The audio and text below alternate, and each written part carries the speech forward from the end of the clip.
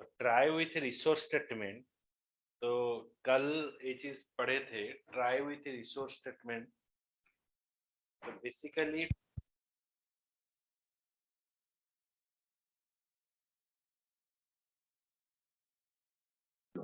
अगर आप तो फाइनली ब्लॉक यूज करते हैं for the purpose of closing the open resource. इसका मतलब क्या है? जो प्री डिफाइंड क्लास का ऑब्जेक्ट होता है, उस ऑब्जेक्ट को क्लोज करने के लिए, वो जो ऑब्जेक्ट है उसको मेमोरी को फ्री करने के लिए हम यूज करते हैं ट्राई विथ रिसोर्स स्टेटमेंट। तो ये जो क्लास का ऑब्जेक्ट है, प्री डिफाइंड क्लास का ऑब्जेक्ट है, उसको क्लोज करने के लिए हम फाइनली मेथड में डिफाइन करेंगे। सपोज हमारा प्रोग्राम में हम 7 या 10 ठो ऐसा प्री डिफाइंड क्लास ऑब्जेक्ट है जिसको यूज कर रहे हैं और उसको हमको क्लोज करना है। तो 10 ठो जो प्री डिफाइंड क्लास ऑब्जेक्ट है उसको क्लोज करने के लिए 10 बार मुझे फाइनली ब्लॉक लिखना पड़ेगा। तो अगर आप 10 बार फाइनली ब्लॉक आप लिखोगे तो आपका जो प्रोग्राम है वो बहुत लेंथी हो जाएगा। तो ये जो लेंथी प्रोग्राम है उसको एलिमिनेट करने के लिए हम यूज कर रहे हैं ट्राई विथ रिसोर्स स्टेटमेंट। मतलब ट्राई के बाद हम एक पैरामीटर पास करेंगे, उस पैरामीटर के अंदर हम सब क्लास का ऑब्जेक्ट वहां पर डिफाइन करेंगे। तो ट्राई विथ रिसोर्स स्टेटमेंट वो क्या यूज करता है? नो, यूज करता है ऑटो क्लोजेबल इंटरफेस।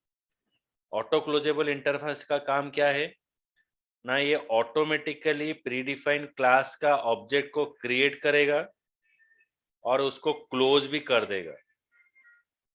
तो जैसे कि हम जानते हैं, जो ऑटो क्लोजेबल रिसोर्स है, जो ऑटो क्लोजेबल रिसोर्स है, ऑटोमेटिकली आपका प्रोग्राम में इंपोर्ट होता है, क्योंकि ये लैंग पैकेज के अंदर आता है, जावा डॉट लैंग। तो किसी भी जो क्लास है जो जावा डॉट लैंग से आता है वो ऑटोमेटिकली आपका प्रोग्राम में इंपोर्ट हो जाता है। तो उसके लिए आपको कुछ एक्स्ट्रा पैकेज आपको डिफाइन करने की कोई ज़रूरत नहीं है। और हम यूज़ करते हैं Java dot I O dot closeable interface.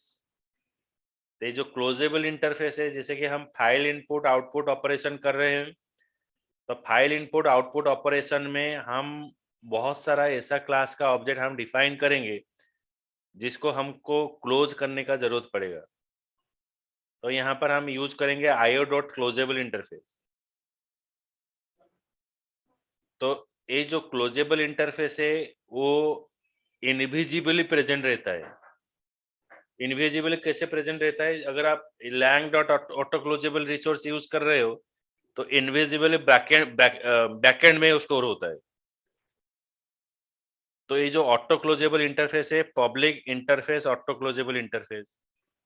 Okay, void throws exception. Okay, तो ये थ्रोज ये सब पढ़ेंगे आगे जस्ट। तो हम ये अभी ये पढ़ रहे हैं। तो अभी ऑटो क्लोजेबल इंटरफेस का फीचर हम देखेंगे, क्या क्या फीचर आता है। ऑटो क्लोजेबल अगर इंटरफेस आप यूज करो, देखो ये हो गया ऑटो क्लोजेबल रिसोर्स, मतलब ट्राई के बाद एक पैरेंथेसिस। पहले हम क्या पढ़ रहे थे कि आज के बाद एक ब्रैकेट रहेगा जिसमें आपका एक्सेप्शन का क्लास का नाम रहेगा। लेकिन यहाँ पर क्या है? Try with resource statement, try के अंदर आपका पैरामीटर यहाँ पर डिफाइन करेंगे। It is a exceptional thing we are using. तो इसमें क्या होता है, जब आप जितना क्लास का ऑब्जेक्ट बनाओगे वो ऑब्जेक्ट ऑटोमेटिक क्रिएट होगा और ऑटोमेटिक क्लोज हो जाएगा। तो now see that has an exception occurred, अगर आपका exception try with resource statement में आता है। ओके, जब आप क्लास का ऑब्जेक्ट बना रहे हो, ऑब्जेक्ट बनाने के टाइम पर अगर कुछ भी एक्सेप्शन आता है, has an exception occurred while creating a auto closable resource। Auto closeable resource जब आप बनाते हो तो अगर वहां पर एक्सेप्शन आता है, if it is S, then control jump to the catch block. Control क्या होगा ना कैच ब्लॉक में चला जाएगा। कैच ब्लॉक इसको हैंडल करेगा। जब यहाँ पर आप प्री डिफाइन क्लास का ऑब्जेक्ट बना रहे हो, उसके अंदर अगर आपका कुछ भी क्या होता है लाइक एरर आता है तो ऑटोमेटिक वो कैच ब्लॉक में चला जाता है। सेकेंड कंडीशन को आते हैं, मैं ट्राई विथ रिसोर्स स्टेटमेंट बना दिया। Has an exception occur in the body of the try block. Try block का बॉडी में अगर आपका एक्सेप्शन आता है तो हम ट्राई ब्लॉक क्यों यूज कर रहे हैं? तो हम एक्सपेक्ट कर रहे हैं हम जो लाइन्स ऑफ कोड लिख रहे हैं वहां पर maybe run time error आ सकता है। अगर जो ब्लॉक ऑफ कोडिंग आप ट्राई ब्लॉक के अंदर आप डिफाइन किए हो, अगर उसके अंदर कोई एक्सेप्शन आ जाता है तो इसको हैंडल करने के लिए वो स्टेटमेंट चला जाएगा कहां पर? ना control immediately jump to the catch block, control catch block में चला जाएगा। यहां पर देखिए, has an exception occurred while closing a resource. आपका जो एक्सेप्शन है, has an exception occurred while closing a resource. Resource को अगर मैं क्लोज करना चाहता हूं, अगर एक्सेप्शन में काम खत्म हो गया, फिर ऑब्जेक्ट का कोई जरूरत नहीं है, मैं उसको क्लोज करना चाहता हूं। अगर उस दौरान अगर आपका एक्सेप्शन आता है तो एक्सेप्शन क्या होगा ना, सप्रेस हो जाएगा। सप्रेस का मतलब है वो एक्सपोज नहीं होगा। मतलब मैं तो बंद करना चाह रहा हूं, मेरा काम खत्म हो गया तो ऑब्जेक्ट का काम खत्म हो गया, तो वहां पर मुझे हैंडल करने का कोई जरूरत नहीं। तो ऑटोमेटिक सप्रेस और ऑटोमेटिक क्लोज हो जाएगा, क्योंकि मैं तो ऐसे ही क्लोज करूंगा। तो ये हो गया आपका exception occurred while closing a resource. Fourth option, ये क्या बोल रहा है? Did the try block execute. Try block execute हुआ विदाउट एन एक्सेप्शन, कोई भी एक्सेप्शन नहीं आया। ट्राई ब्लॉक एग्जीक्यूट हुआ लेकिन कोई भी एक्सेप्शन नहीं आया, but an exception was generated during a closing a resource. मैंने एक ऑपरेशन कंप्लीट किया, कंप्लीट करने के बाद जब मैं क्लोज करने के लिए जा रहा हूं, अगर वहां पर एक्सेप्शन आता है, the control jumps to the catch block, तो कंट्रोल कैच ब्लॉक में चला जाता है। नाउ सी दैट, ये हो गया ट्राई विथ रिसोर्स स्टेटमेंट का example. Multi catch statement. Multi catch statement हम क्यों यूज करेंगे? सपोज एक ही ट्राई ब्लॉक हम यूज कर रहे हैं। ट्राई ब्लॉक क्या कर रहा है ना, आपको प्रोग्राम को प्रोटेक्शन दे रहा है। अगर कोई एक्सेप्शन आ जाता है तो इसको हैंडल करेगा। मान लीजिए मैं रास्ते में जा रहा हूं, बाइक चला रहा हूं, तो मेरे पास क्या क्या एक्सेप्शनली थिंग आ सकता है। मैं एक्सीडेंट फेस कर सकता हूं तो इसलिए मैं हेलमेट यूज किया। उसके बाद क्या है ना, अगर एक्सीडेंट भी हो गया तो मुझे कुछ फर्स्ट एड की जरूरत होगा, तो मेरे पास फर्स्ट एड किट भी होना चाहिए। तो यहाँ पर मेरा दो कैच ब्लॉक आ जाएगा, एक हेलमेट आ जाएगा, यहाँ पर एक फर्स्ट एड किट वो भी मेरा पास होगा। तो ये होता है कैच ब्लॉक, मतलब वो सिचुएशन को हैंडल करने के लिए ये यूज होता है। तो आप एक स्पेसिफिक कोड के लिए मल्टीपल कैच स्टेटमेंट आप यूज कर सकते हो। It reduce the amount of code to be written, avoid catching the generic exception. ये जेनरिक एक्सेप्शन क्या होता है? सपोज देख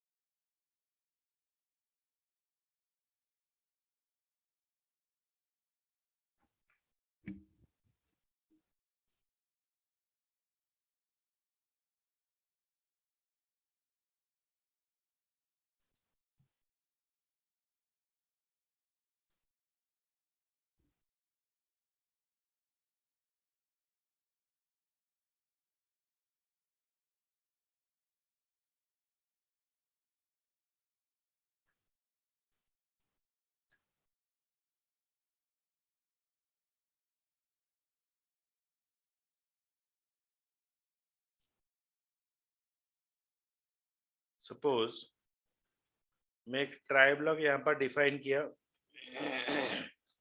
तो यहाँ पर जो स्टेटमेंट है, मैंने जो प्रोग्रामिंग लिखा,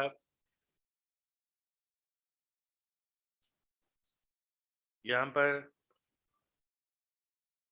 हम स्टेटमेंट ऑन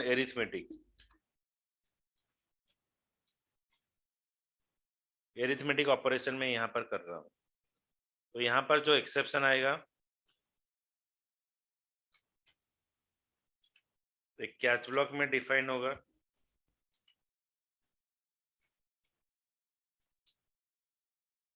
सपोज मैं यहाँ पर क्या डालूंगा, अगर मेरा एरिथमेटिक एक्सेप्शन आ रहा है तो मैं यहाँ पर डालूंगा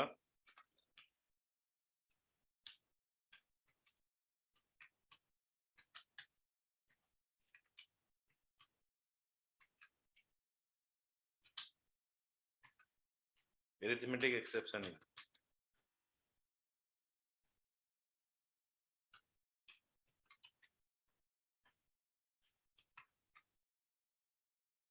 तो here I define arithmetic catch block का जो एक्सेप्शन आता है।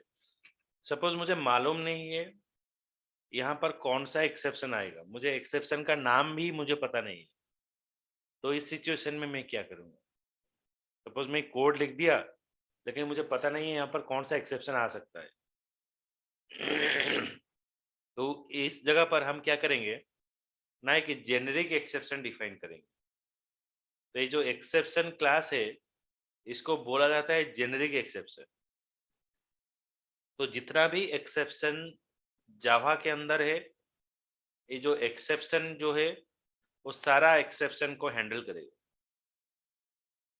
तो जेनेरिक का मतलब नहीं है ये अच्छा है, तो हमको स्पेसिफिक चाहिए। अगर आप एक्सेप्शन डिफाइन करते हो तो क्या होता है, सारा क्लास लोड हो जाएगा, मतलब आपका प्रोग्राम परफॉर्मेंस के तौर पर ये बिलो हो जाएगा, मतलब इतना परफेक्टली काम नहीं करेगा।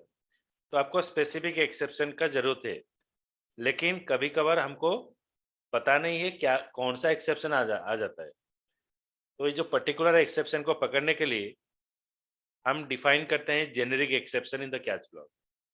तो when you define a generic exception, this handle all the type of exception in Java. तो एक्सेप्शन का नाम यहाँ पर हो गया ई। तो ये जेनेरिक एक्सेप्शन इसको यहाँ पर हैंडल करेगा। इसके बाद क्या है, ये बोल रहा है अगर हम मल्टी कैच स्टेटमेंट यूज करेंगे, सपोज हम एक्सपेक्ट कर रहे हैं, तो ये जो स्टेटमेंट हम लिख रहे हैं यहाँ पर मोर देन वन एक्सेप्शन आ सकता है। तो हम क्या करेंगे ना, ये पर्टिकुलर कोड के लिए हम मल्टीपल कैच स्टेटमेंट डिफाइन करेंगे। तो जितना कैच स्टेटमेंट है उतना हम यहाँ पर डिफाइन कर लेंगे। तो मल्टी कैच स्टेटमेंट यहाँ पर डिफाइन करेंगे।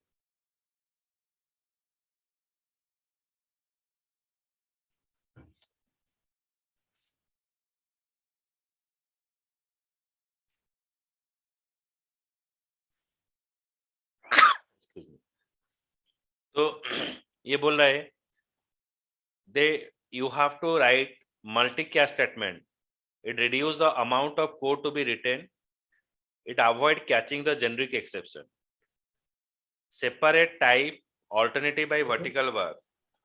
तो यहाँ पर जो कैच एक्सेप्शन है यहाँ पर हम वर्टिकल बार यूज करेंगे।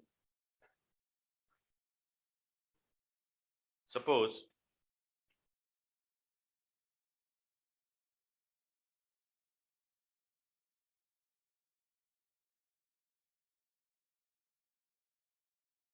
मुझे ये जो मल्टीपल कैच ब्लॉक डिफाइन नहीं करके अगर मैं एक्सपेक्ट कर रहा हूँ मोर देन वन एक्सेप्शन मेरा जनरेट होगा, तो मैं इस तरह से डिफाइन करूंगा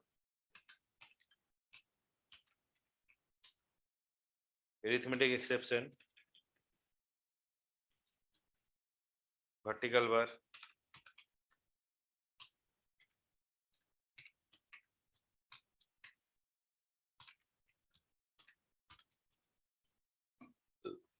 फाइल नॉट फाउंड एक्सेप्शन। इस तरह से हम और सिंबल यूज करेंगे जितना एक्सेप्शन आएगा। तो इसमें से क्या होगा ना, आपको मल्टी कैच स्टेटमेंट का जरूरत नहीं पड़ेगा, लेकिन alternative must not have inheritance relationship. ये क्या बोल रहा है? अगर आप कैच ब्लॉक डिफाइन कर रहे हो तो एक्सेप्शन क्लास आप डिफाइन कर रहे हो तो कोई प्रॉब्लम नहीं है, लेकिन जो एक्सेप्शन आप डिफाइन कर रहे हो तो आपको इंश्योर करना है ये दोनों एक्सेप्शन क्लास पेरेंट और चाइल्ड नहीं होना है। तो you cannot define here IO exception or file not found exception. File not found exception is the child of file not found exception is the child of IO exception.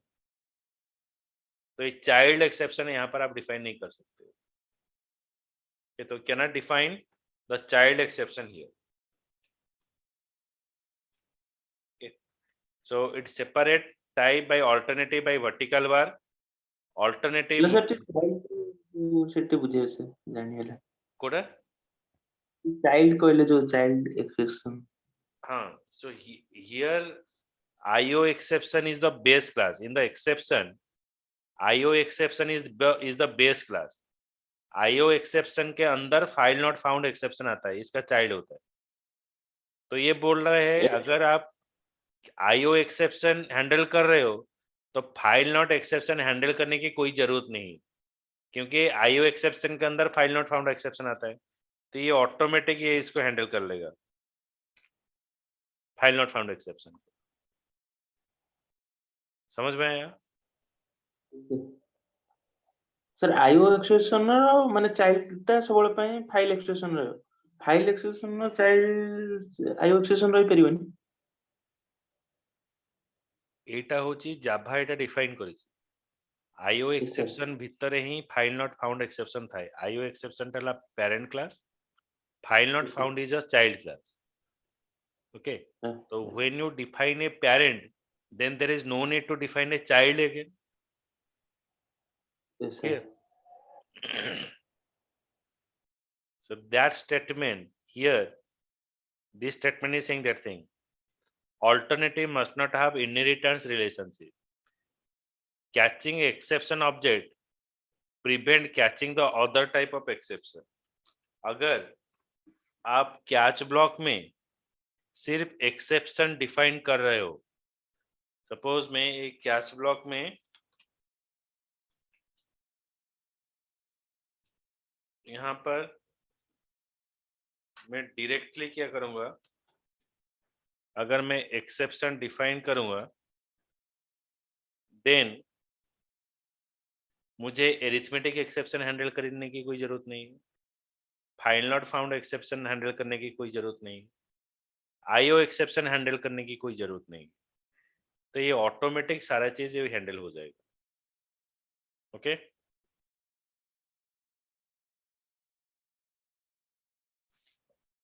Yes sir.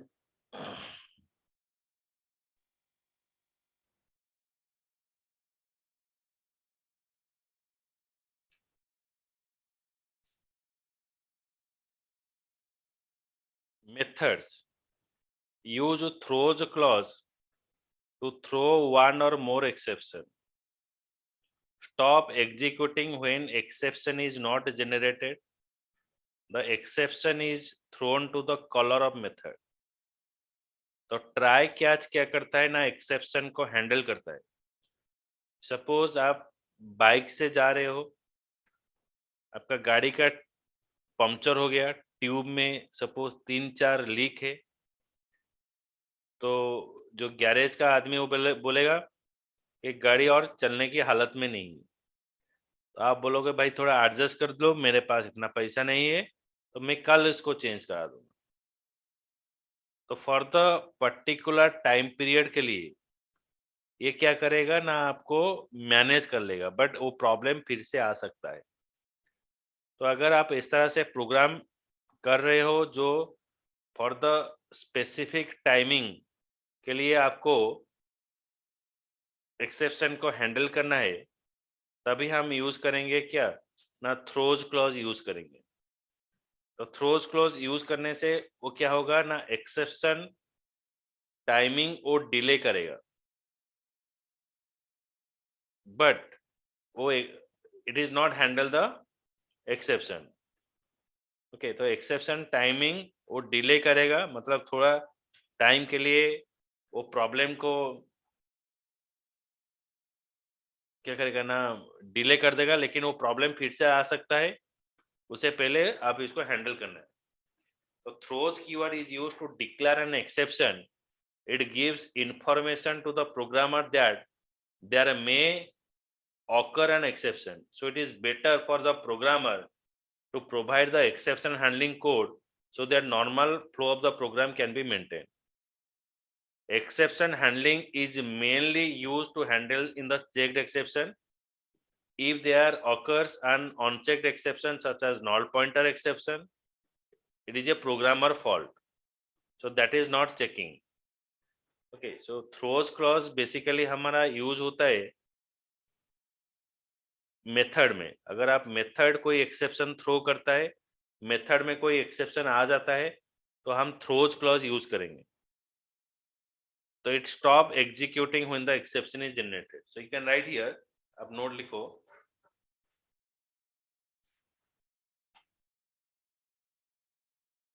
Throws keyword is used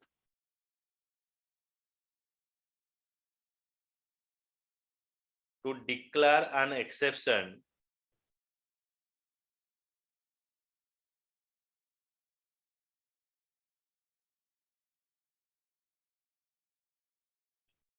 it gives an information to the programmer, it gives an information to the programmer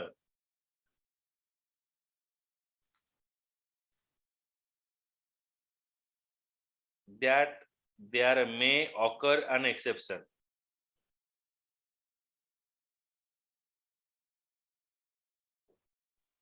That May occur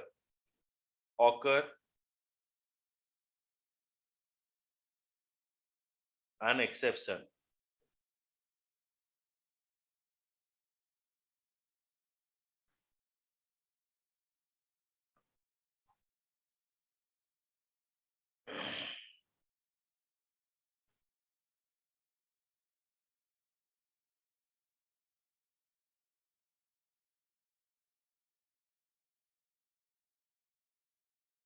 Okay, so it is used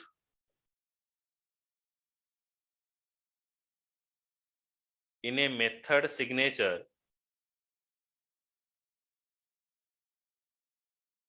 it is used in a method signature or parameter and declares which exception can be thrown.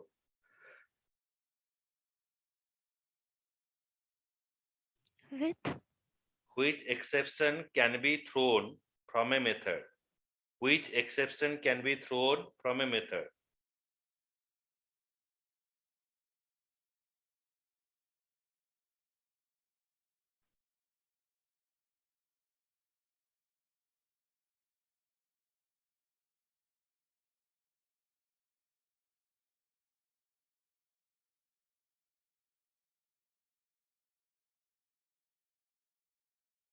It provides information about the exception to the programmer. It provides information about the exception to the programmer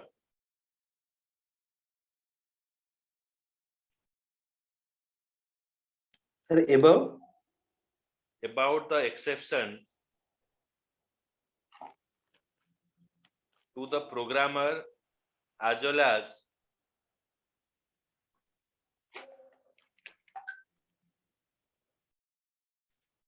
to caller of method.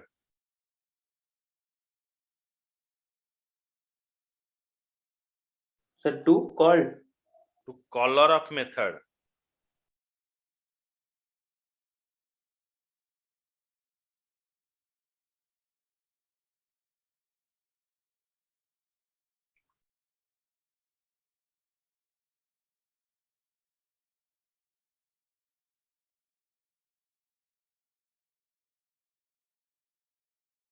Okay.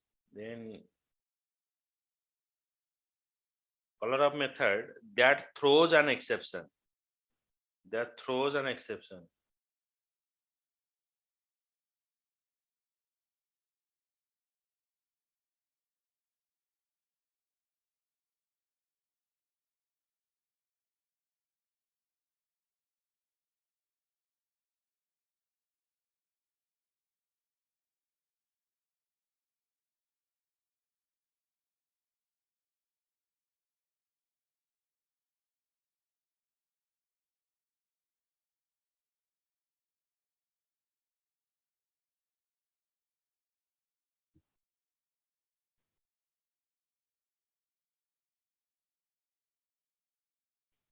Okay, so I show you what is the syntax of throwing an exception. Hello sir हाँ. Sir third point टा टिके बुझेबे sir it provides information colour माने it provide a information to the programmer which type of exception is arises, and the caller means the user. Okay, the user also know that what is the cause of the errors. One is it is providing a information to the programmer why this thing is happened, or other is it is also providing the information about to the caller. To the caller means the user. The user is calling the function. Function is called where? In a main method, or it is called by whom? By the user. It is providing the Okay. information for both. Okay.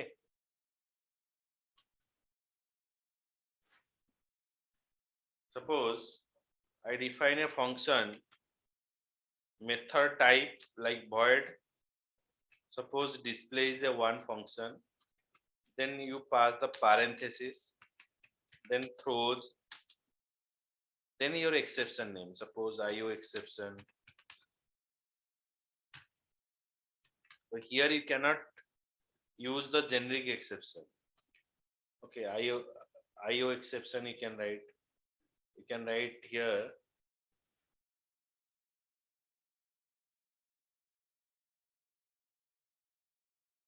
Comma illegal argument exception. Illegal argument exception. So it is the way of handling the exception by using of throw keyword. Okay, so within the throw keyword, you use the exception, throws keyword, and basically it is used in a method. But remember that the throws clause is not able to handle the exception. It is just delay the time of exception. It is just delaying the time of exception. It does not handle the exception. Exception को handle नहीं करेगा, ये सिर्फ delay करेगा, मतलब काम चला लेगा. काम चलाने के पर्पज में यूज होता है. ओके.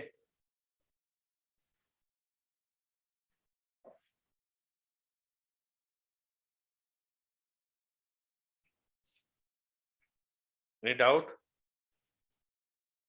नो सर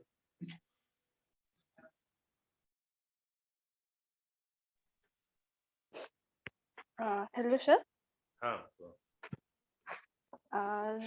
जो मैं थ्रोज की वर्ता था मुझे दे खाली एक्सेप्शन जदे मैं यूज करदा कैच ब्लॉक रे ताले हमर थ्रोज ए एक्सेप्ट थ्रोज कीवर्ड वाला एक्सेप्शन यूज करे हमको पड़िबन कहते ताले मैं यूज कम पे मुझे वन टाइम यूज पे सेटा लागेबो त See मैं that the এটা কোন general purpose question, use the করব? general rule, what is the general rule for deciding whether you are using throws method or a try catch? Okay, so we are using try catch and throw. Okay, throws should be used when the caller has broken their end of the contract and passed the object.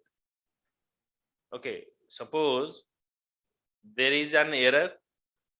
You just want to know that मतलब आप programme लिख रहे हो, आपका problem आएगा मतलब मैं देखा मैं एक काम कर रहा हूं तो काम में प्रॉब्लम आएगा, मैं उसको काम जो प्रॉब्लम आया उसको सॉल्यूशन देकर मैं अगर सोचूंगा मेरा और प्रॉब्लम आ सकता है, मैं उसको पास कर दूंगा दूसरे को, तो वहां पर मैं यूज करूंगा throws.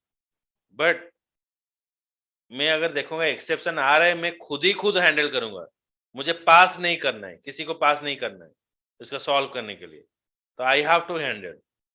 So in that cases you can use the try and catch.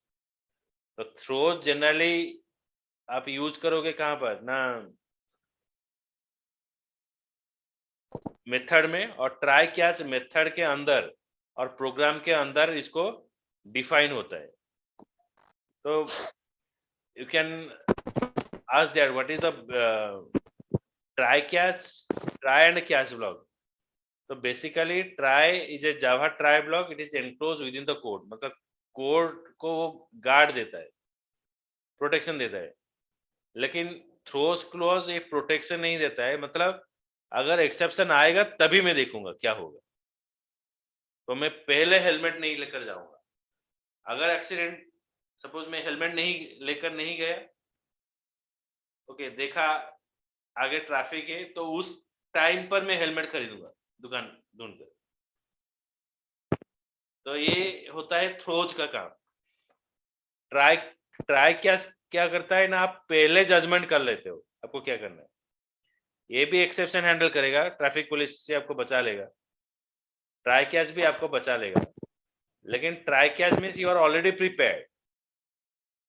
Throws is what you can say like you are not prepared, but हड़बड़ी में आप इसको हैंडल करना है और निकल जाना है, बस निकल कर फिर चला जाना है। तो वहां पर हम थ्रोज क्लॉज यूज करेंगे। It is a two situation that we are using. Understood?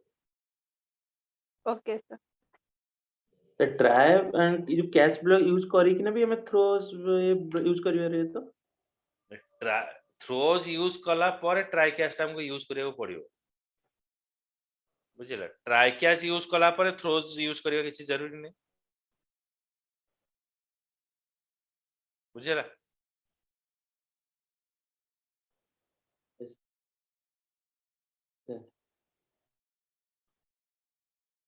Try throws is generally used, it is explained, indicate that particular exception is possibly thrown.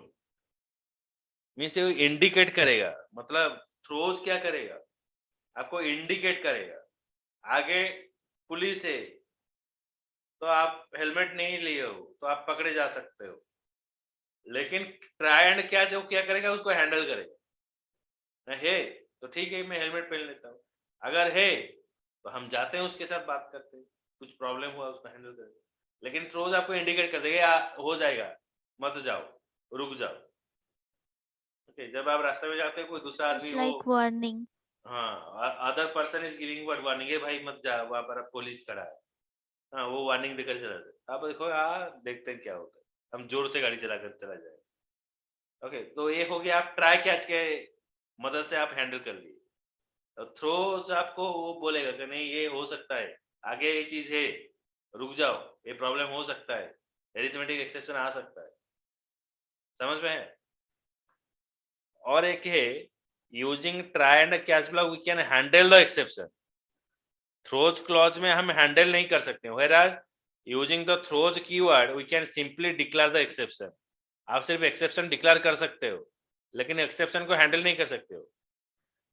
तो ट्राई कैच में आप एक्सेप्शन को पकड़ सकते हो, क्या exception आया वो निकाल कर आपको दिखा सकता है, लेकिन थ्रोज क्लॉज में वो दिखा नहीं सकता है कहां पर मेरा एरर आया। ओके, मैं मतलब सर दर्द हुआ, मेडिसिन खा लिया, दर्द कम हो गया, लेकिन किस लिए सर दर्द हुआ वो नहीं पकड़ेगा, वो हो गया थ्रोज, तुरंत आराम दे दिया।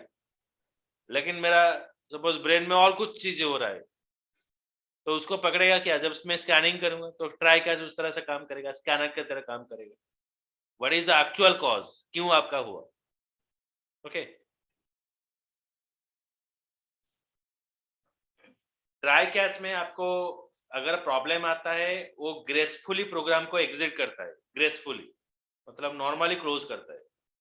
थ्रोज कीवर्ड यूज करके आप एक्सपेक्ट नहीं करोगे हाँ इसके बाद और प्रॉब्लम नहीं आएगा, तो आ सकता है प्रॉब्लम, लेकिन ट्राई कैच में क्या होगा ना, हाँ आप एक्सपेक्ट कर सकते हो नहीं मेरा सोल्यूशन जो मैं किया हूँ ये परमानेंट है, वो आगे तक चलेगा. Okay, so it is a general difference between try catch and throws. Okay, Yes, sir. so in next class Monday इसके आगे और थोड़ा पढ़ेंगे थ्रोज का बारे में, तो और थोड़ा बताकर मैं आगे शुरू करूंगा. थ्रोज एक है और एक थ्रो कीवर्ड है.